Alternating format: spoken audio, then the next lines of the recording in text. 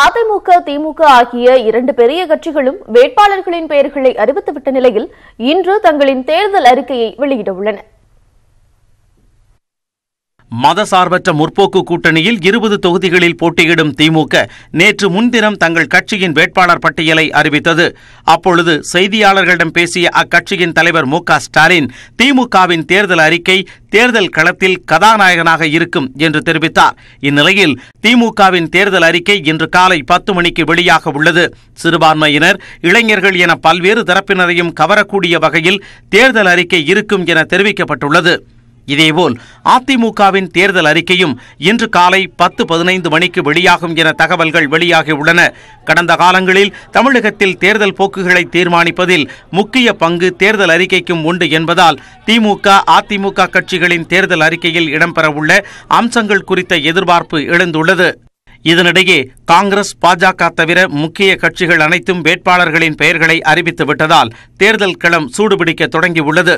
திமுகவின் மத்திய சென்னை வேட்பாளர் தயாநிதி மாறன், வடசென்னை வேட்பாளர் கலாநிதி வீராசாமி, தஞ்சாவூர் சட்டமன்ற தொகுதி இடைத்தேர்தல் வேட்பாளர் நீலமேகம் ஆகியோர் மதிமுக பொதுச் செயலாளர் வைகோவை எழும்பூரில் உள்ள கட்சி அலுவலகத்தில் நேரில் சந்தித்து வாழ்த்து பெற்றனர். அப்பொழுது பேசிய வைகோ, திமுக கூட்டணி புதுச்சேரி உள்ளிட்ட 40 தொகுதிகளிலும் வெற்றி பெறும் என்றார். மாபெரும் வெற்றியை ஈட்டுவார்கள். நாடாளுமன்ற உறுப்பினர்களாக தமிழகத்தினுடைய குரலை, தமிழகத்தினுடைய வாழ்வாதாரங்களை காக்கின்ற குரலை, ஜனநாயகத்தை காக்கின்ற குரலை அங்கே ஒலிப்பார்கள். மனிதநேய மக்கள் கட்சியின் தலைவர் ஜவாஹிருல்லா திமுக தலைவர் ஸ்டாலினை அறிவாலயத்தில் சந்தித்தார். பின்னர் செய்தியாளர்களிடம் பேசிய அவர், தங்கள் கட்சியின் சார்பில் திமுக கூட்டணி வேட்பாளர்களுக்காக பரப்புரையில் ஈடுபட உள்ளதாக கூறினார். மனிதநேய மக்கள் கட்சிக்கு இந்த தேர்தலிலே போட்டியிடக்கூடிய வாய்ப்பு இல்லாவிட்டாலும் கூட கட்சி நலனை விட நாட்டு நலனை பெரிதாக கருதி திமுக தலைமையிலான கூட்டணியினுடைய வெற்றிக்காக நாங்கள் பாடுபடுறோம். நிச்சயமாக பரப்புரை செய்வோம். இதேபோல் தேமுதிக சார்பில் அறிவிக்கப்பட்ட கள்ளக்குறிச்சி மக்களவை வேட்பாளர் LK சுதீஷ் உள்ளிட்ட 4 தொகுதி வேட்பாளர்களும் கமலாலயத்தில் பாஜக தமிழக தலைவர் தமிழிசை சவுந்தரராஜனை சந்தித்து வாழ்த்து பெற்றனர். அதன் பிறகு பேசிய தமிழிசை, தங்கள் கூட்டணி வலுவாக உள்ளதால் வெற்றி நிச்சயம் என்றார். 40ம் நமதே, நாளையும் நமதே என்று சொல்லும் பொழுது அந்த 40ல் இந்த 4 நிச்சயமாக அடங்கும். அதனால் மிகப்பெரிய வெற்றியை பெறப்போகிறோம். ஏனென்றால் இது வலிமையான கூட்டணி. ஈரோடு அதிமுக வேட்பாளராக அறிவிக்கப்பட்ட மணிமாறன் பாஜக தேசிய செயற்குழு உறுப்பினர் இல கணேசனை சந்தித்து வாழ்த்து பெற்றார். இந்த சந்திப்பின் போது பள்ளி கல்வி அமைச்சர் செங்கோட்டையன், சுற்றுச்சூழல் அமைச்சர் கருப்பண்ணன் ஆகியோர் உடன் இருந்தனர். இதன் பின்னர் செய்தியாளர்களிடம் பேசிய அமைச்சர் செங்கோட்டையன், தேசத்தை காப்பதற்கும் மக்களை காப்பதற்கும் ஒரு தலை சிறந்த தலைவராக பிரதமர் மோடி இருப்பதாக கூறினார்.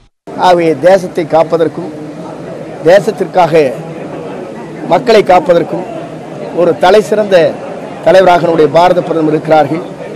ஆகவே ஒருங்கிணைந்து அந்த பணிகளை நாங்கள் அத்தனை பேரும் ஆற்றி வருகிறோம். இந்நிலையில் ஈரோட்டில் பாஜகவின் 6 மாவட்ட நிர்வாகிகளுடன் ஆலோசனை கூட்டத்தில் பங்கேற்ற பின் செய்தியாளர்களிடம் பேசிய அக்கட்சியின் மாநிலங்களவை உறுப்பினர் இல கணேசன், திமுக கூட்டணி எந்த வகையிலும் பலமான கூட்டணி இல்லை என விமர்சித்தார். கூட்டணி எந்த வகையில பலம் என்பதை என்னால் ஏற்றுக்கொள்ளவே முடியாது.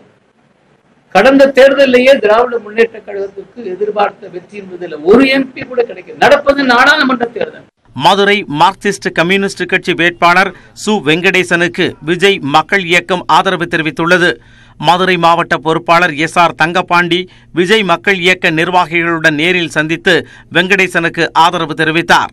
இந்திய குடியரசுக் கட்சி தலைவர் கு தமிழரசன் மக்கள் நீதி மய்யம் தலைவர் கமல்ஹாசனை சந்தித்து பேசினார். இருவரும் தேர்தல் கூட்டணி குறித்து பேச்சுவார்த்தை நடத்தினர். அரசியல் கட்சி தலைவர்களும் வேட்பாளர்களும் பிரச்சாரத்தை தொடங்கும் முன்னரே தேர்தல் களம் சூடுபிடிக்க தொடங்கியுள்ளது.